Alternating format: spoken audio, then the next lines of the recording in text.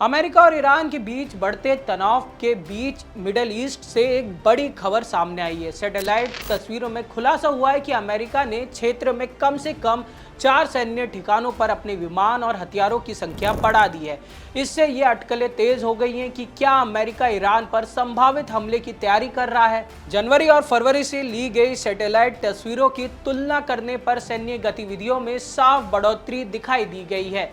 Qatar से अल uid air base पर फरवरी RC-135 निगरानी विमान, 3 C-130 हरक्यूलेस, 18 KC-135 स्ट्रैको टैंकर और 7 C विमान दिखाई दिए, जबकि जनवरी में ये केवल 14 स्ट्रैटो टैंकर और 2 C-117 मौजूद थे।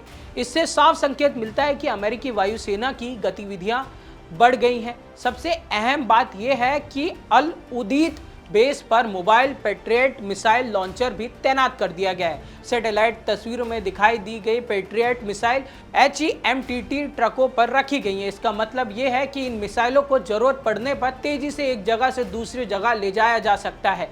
ये मिसाइलें हवाई हमलों को रोकने और जवाबदेही कार्रवाई के लिए इस्तेमाल की जा सकती हैं। जॉर्डन के मुआफाक बेस पर भी सैन्य ताकत बढ़ा दी गई है। फरवरी में वहां 17 F-15E strike eagle, 8 A-10 Thunderbolt, 4 C-130 4 helicopter तैनात थे। एक अन्य स्थान पर 1 C-17, 1 C-130 और 4 EA-18G ग्लोबल इलेक्ट्रॉनिक्स वॉरफेयर विमान भी देखे गए हैं।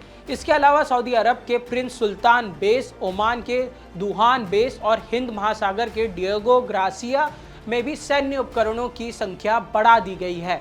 अमेरिकी राष्ट्रपति डोनाल्ड ट्रंप पहले से ही ईरान के न्यूक्लियर और बैलिस्टिक मिसाइल कार्यक्रम को लेकर सख्त रुख अपना रहे हैं। उन्होंने हमले की भी चेतावनी दी है। हालांकि दोनों देशों के बीच बातचीत भी जारी है ताकि युद्ध रोका जा सके। मिडल ईस्ट में अमेरिका के कई सैन्य ठिकाने हैं, जिनमें इराक, जॉर्डन, कुवैत, सऊदी अरब, कतर, बहरीन, UAE, ओमान, तुर्की, डिएगो गार्सिया शामिल है। वहीं ईरान ने भी साफ कहा है कि अगर उस पर हमला हुआ तो वहां क्षेत्र में मौजूद किसी भी अमेरिकी बेस को निशाना बना सकता है। फिलहाल के लिए बस इतना ही। ऐसी खबरों के लिए देखते रहिए India.com।